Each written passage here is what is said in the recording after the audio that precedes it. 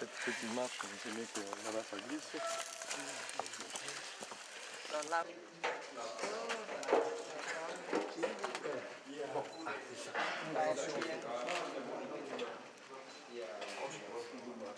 Tu regardes ce qui se passe là. Ouais. Bon, on va peut-être manger. Ouais, on va manger.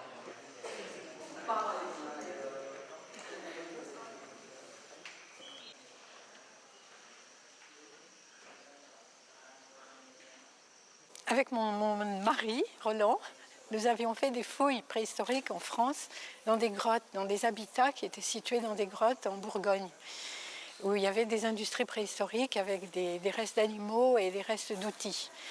Et quand nous sommes venus au Cambodge, nous avons pensé qu'il pouvait y avoir aussi, s'il y avait des grottes, on pourrait peut-être trouver des habitats préhistoriques avec des restes d'animaux et des outils.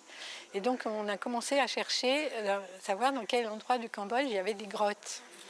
Non, je pense pas qu'il va y faire la lessive. Je vais dire voilà, c'est ça. Et puis maintenant, s'ils reviennent vers moi, c'est surtout le pédigré des ramasseurs.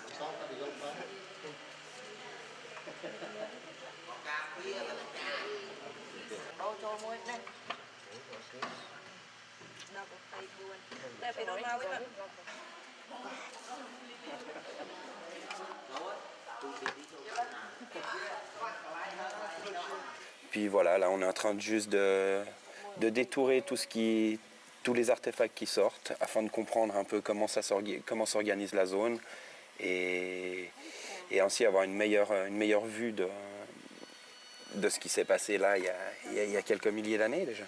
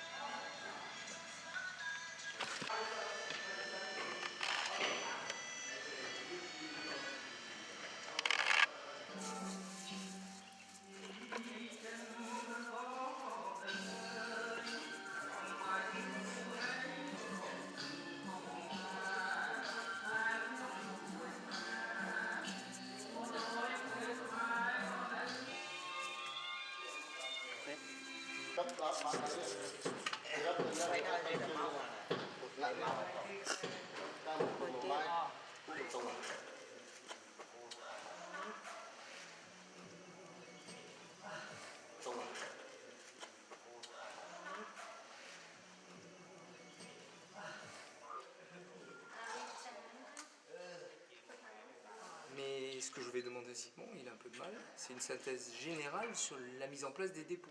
Ok, la grotte de Lanspine est un site très important, probablement le plus important par sa datation, qui est de 71 000 ans, site le plus important en grotte en Asie du Sud-Est. Normalement, nous avons des sites aux alentours de 35-40 000 ans pour les sites les plus anciens en Thaïlande ou au Vietnam.